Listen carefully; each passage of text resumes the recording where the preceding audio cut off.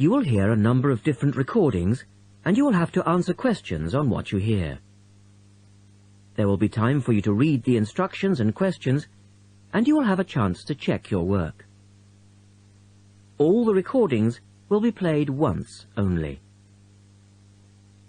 The test is in 4 sections. Write all your answers in the listening question booklet. At the end of the real test, you will be given 10 minutes to transfer your answers to an answer sheet. Section 1. Section 1. A man wants to find out about taking part in a dragon boat race. Listen to the conversation between the man and the woman and answer the questions. First, you have some time to look at questions 1 to 5.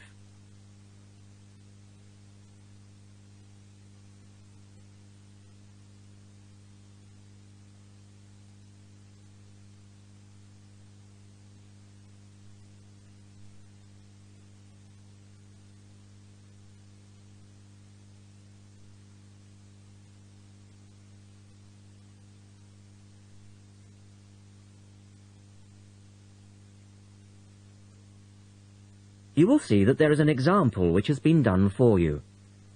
On this occasion only, the conversation relating to this will be played twice.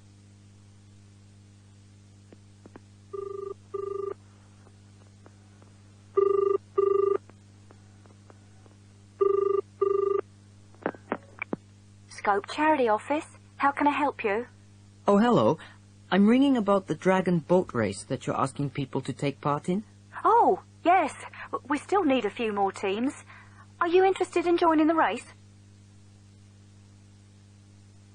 The man asks for information about the dragon boat race, so the answer is dragon boat race. Now we shall begin. You should answer the questions as you listen, because you will not hear the recording a second time. Listen carefully and answer questions 1 to 5.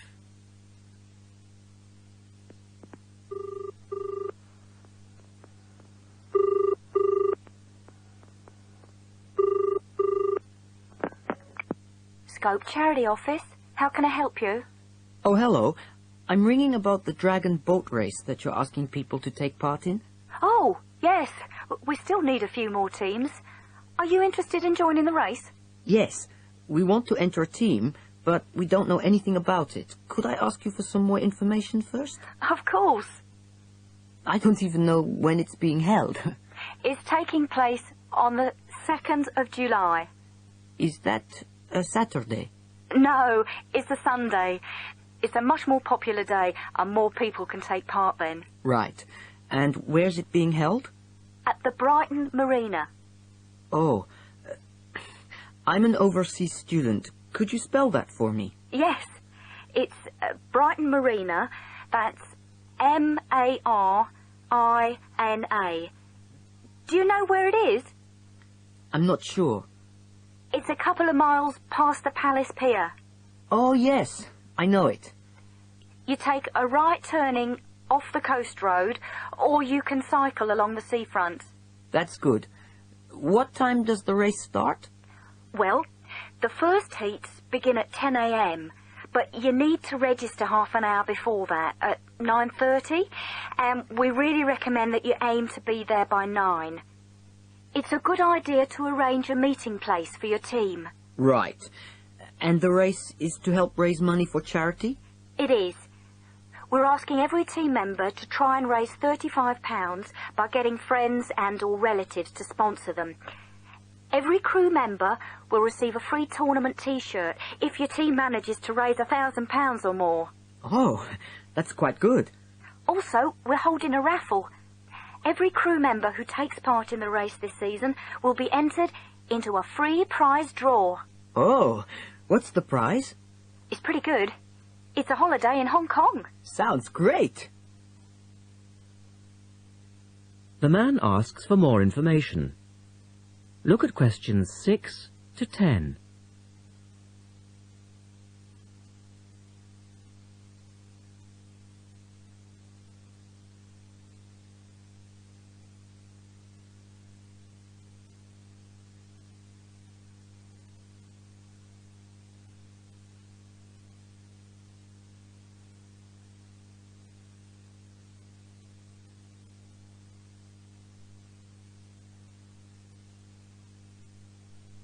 Now listen to their conversation and answer questions 6 to 10. Is there anything else you need to know? Could you just tell me a little bit more about the teams? Well, you need to have a crew of 20 people for your dragon boat, and you then need to agree on who's going to be the team captain. That will probably be you. Fine. I've got a group of 20 people who are interested. Do all the team members have to be a certain age? Well, there's no age limit as such, but if you have a team member who's under 18, then they have to get their parents' permission to take part. Yes, that makes sense. It isn't dangerous, but we do have boats that turn over in the water, and for that reason we need to insist that everyone wears a life jacket as well. And you can hire life jackets from us when your team arrives. What do you advise people to wear? Well, most people wear a t-shirt, shorts and trainers. I certainly wouldn't recommend that you wear jeans or boots. In fact, it's a very good idea to bring some spare clothes. Okay. It can get quite cold and wet if the weather's bad, and there's quite a bit of hanging around, especially if you qualify for the semi-finals or the final. I see what you mean. Have you got a name for your team? Oh, not yet, no. Well, you need to decide on one and then put it on the entrance form, which I'll send you. Oh, okay. So, if you'd like to give me your address, I'll be happy to send details first class. That is the end of section 1. You now have half a minute to check your answers.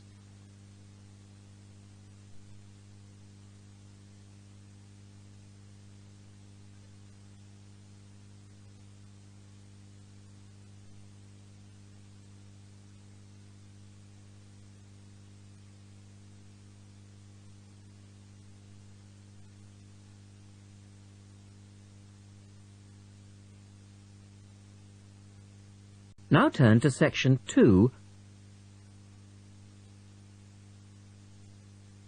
Section 2. You will hear a talk by a wildlife specialist on a type of bird called a kiwi. First, look at questions 11 to 15.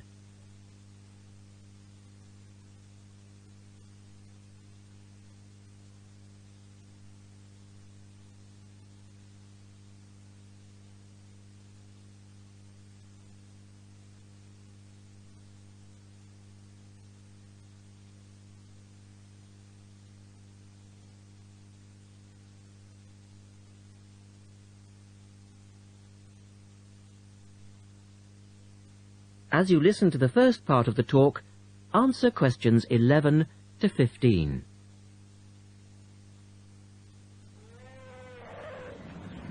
Ladies and gentlemen, welcome to Auckland Zoo on this sunny Sunday afternoon and to our special Kiwi fundraising event. My job is to tell you all about the amazing little Kiwi, and your job, hopefully, is to dig deep in your pockets. Now, for the benefit of our overseas visitors here today, I should explain first of all that the kiwi is the national bird of New Zealand, and sometimes New Zealanders themselves are known as kiwis. Now, while kiwis in the wild are a rare sight, the kiwi as a symbol is far more visible.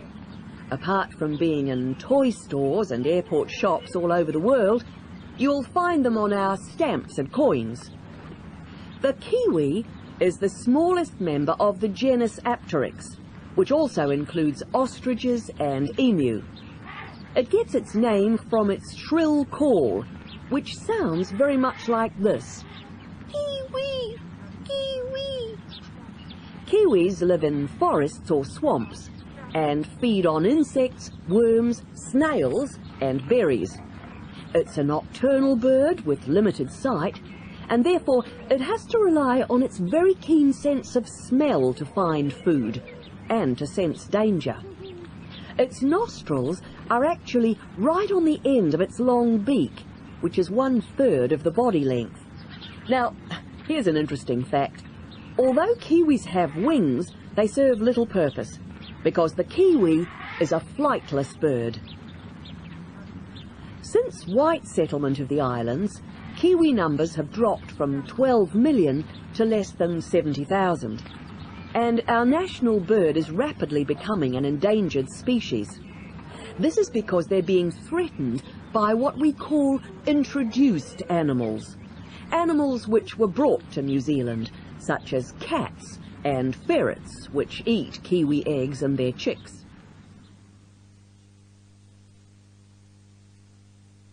Now look at questions 16 to 20.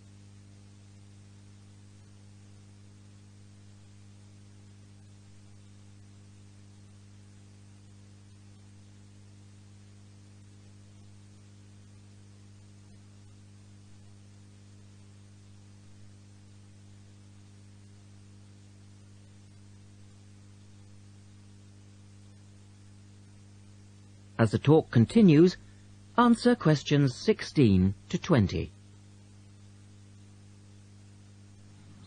And so we have launched the Kiwi Recovery Program in an all-out effort to save our national bird from extinction.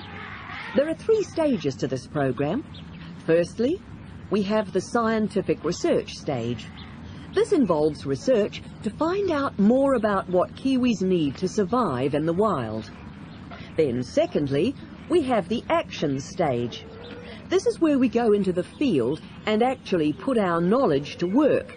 We call this putting science into practice. And then we come to the 3rd stage, the global education stage. By working with schools and groups like yourself, as well as through our award-winning Kiwi website, we are hoping to educate people about the plight of the kiwi. As part of the action stage, which I just mentioned, we've introduced Operation Nest Egg, and this is where your money will be going. It works like this. It's a 3-stage process. First of all, we go out to the kiwi's natural habitat and we collect kiwi eggs. This is the tricky part, because it can be very difficult to find the eggs. Then, in safe surroundings, away from predators, the chicks are reared. Now, this can be done on predator-free islands or in captivity. They're reared until they're about 9 months old, at which stage the chicks are returned to the wild. So far, it's proving successful. And since we started the program, some 34 chicks have been successfully raised this year, and their chances of survival have increased from 5 to 85%. However, it's not time to celebrate kiwi survival just yet. About 95% of kiwi chicks still don't make it to 6 months of age without protection, which is why Operation Nest Egg is so important. And we ask you to give generously today.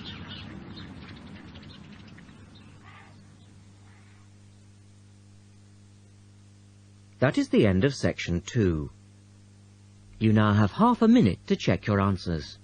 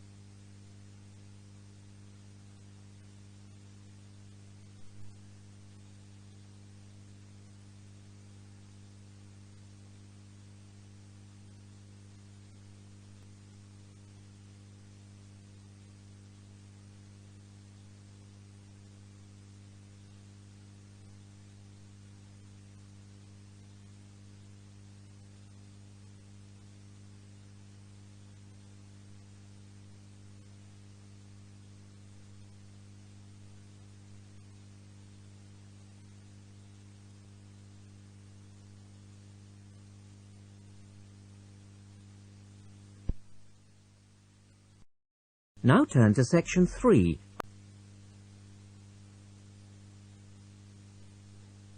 Section 3.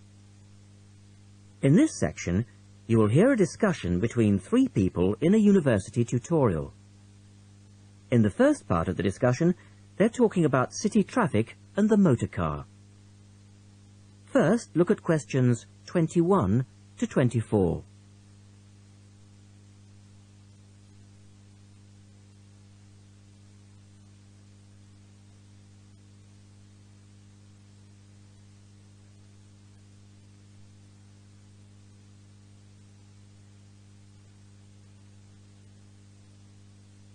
Now listen to the first part of the discussion and answer questions 21 to 24.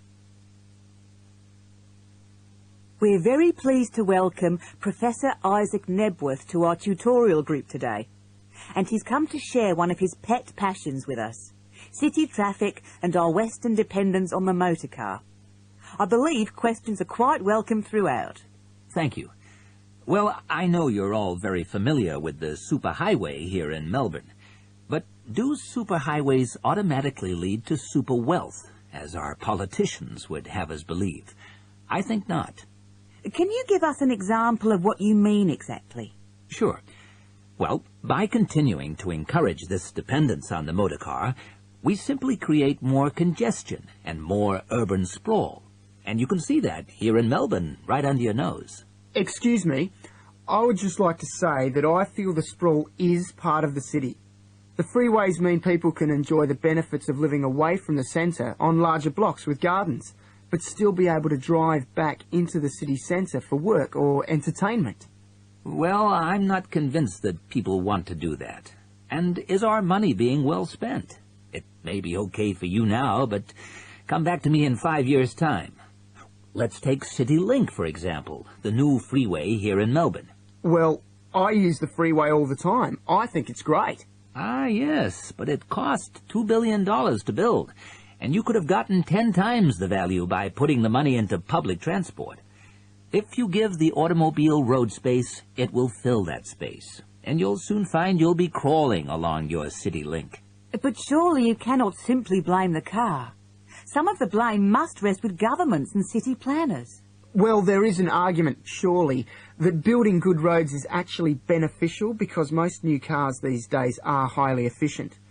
They use far less petrol than in the past, and emissions of dangerous gases are low. Old, congested roads, on the other hand, encourage traffic to move slowly, and it's the stationary cars that cause the pollution and smog, whereas good roads increase traffic speeds and thus the amount of time cars are actually on the roads. Well, this is the old argument put forward by the road lobby, but for me it's clear-cut. Roads equal cars, which equals smog. Public transport is the way to go. In the second part of the discussion, the professor talks about public transport in different cities. Look at questions 25 to 30 first.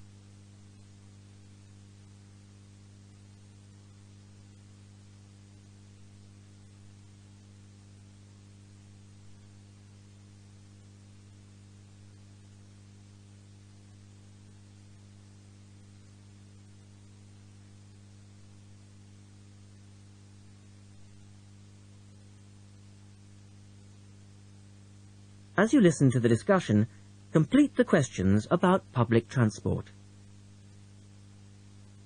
Now, on that topic of public transport, I read somewhere recently that Australia isn't doing too badly in the challenge to increase the use of public transport. Better than America, granted. But by comparison with Canada, it's not so good. For instance, if you compare Toronto with the U.S. metropolis of Detroit, only 160 kilometers away, in Detroit, only 1% of passenger travel is by public transport, whereas in Toronto it's 24%, which is considerably better than Sydney, which can only boast 16%. Well, I think it's encouraging that our least car-dependent city is actually our largest city. 16% of trips being taken on public transport in Sydney isn't too bad. But it's a long way behind Europe. Take both London and Paris, for instance, where 30% of all trips taken are on public transport. Well, they do both have an excellent underground system. And Frankfurt comes in higher still at 32%. I understand that they've been very successful in Copenhagen at ridding the city of the car. Can you tell us anything about that experiment? Yes, indeed. Copenhagen is a wonderful example of a city that has learned to live without the motor car. Back in the 1960s, they adopted a number of policies designed to draw people back into the city. For For instance, they paid musicians and artists to perform in the streets. They also built cycle lanes, and now 30% of the inhabitants of Copenhagen use a bicycle to go to work. Sydney, by comparison, can only boast 1% of the population cycling to work. It could have something to do with all the hills? Then they banned cars from many parts of the city, and every year 3% of the city parking is removed.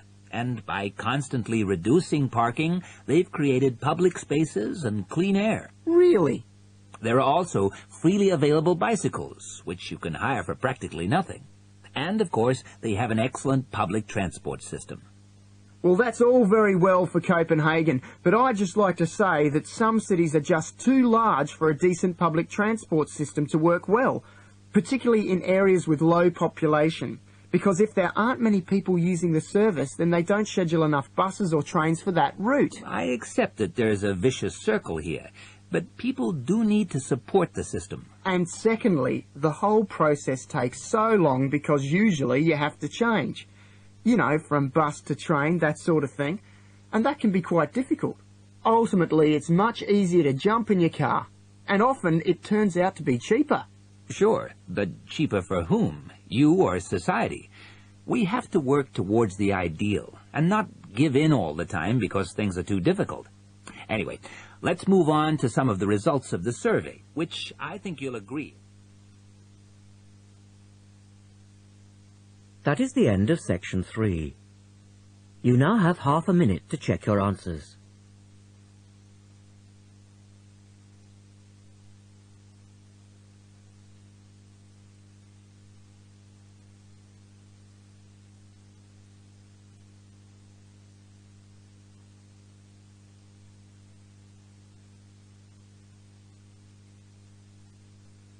Section 4.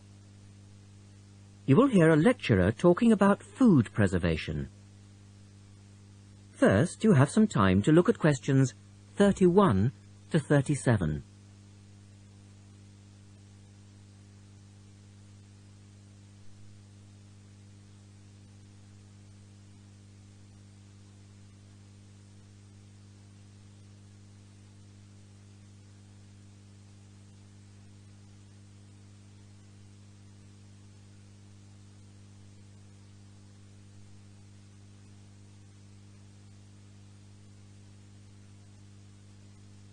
Now listen carefully and answer questions 31 to 37.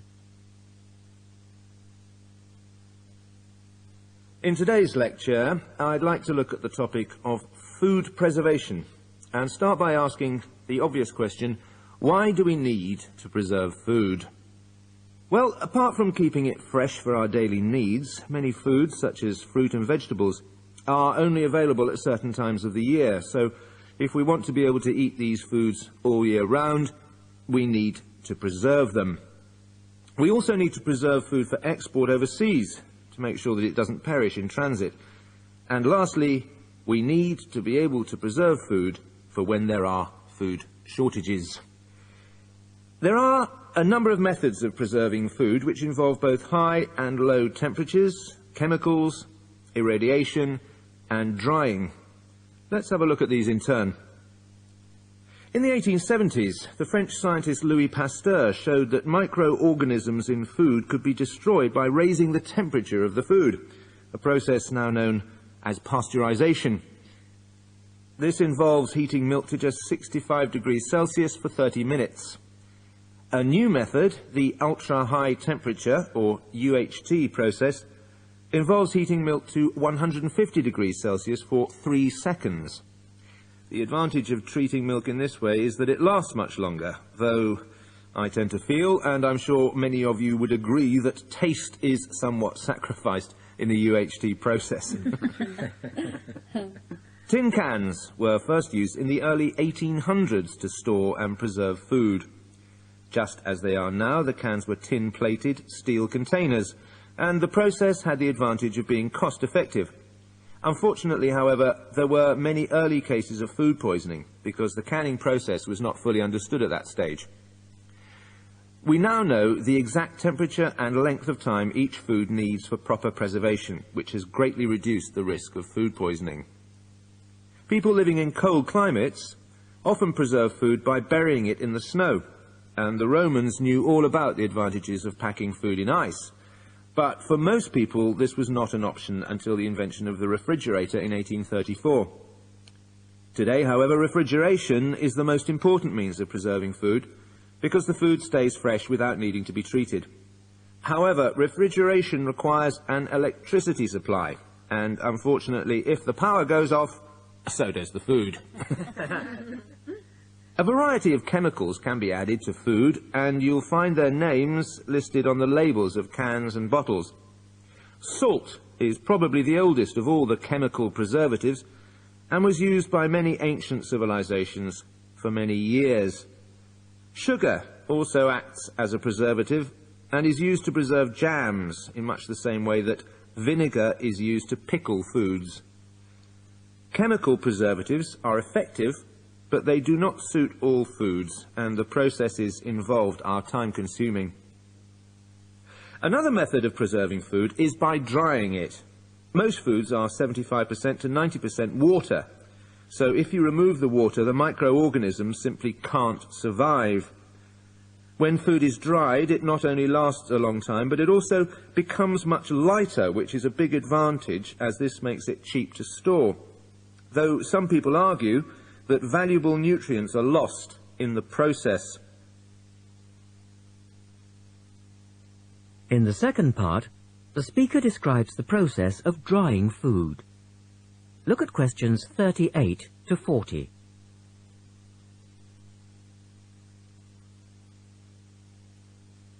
Now listen carefully and label the diagram. Early methods for drying food involved cutting it into strips and hanging it in the sun or over fires. But there are now a number of more modern methods which involve the use of recent technology. One of these is known as roller drying, and it's a highly effective way of making dried foods from liquids, such as soup. Have a look at this diagram to see how it works. Well, first of all, the hot soup is poured in at one end here. The liquid spreads to form a thin layer on a heated belt. The liquid dries as it moves along. By the time it reaches the end of the belt, all the water has evaporated, leaving only dry powder. A blade then scrapes the dried material off the roller and captures it in powder form. All you have to do is add boiling water, and you have your hot soup back again, ready to drink. Another method is called freeze drying, and for those of you who still remember... That is the end of section 4. You now have half a minute to check your answers.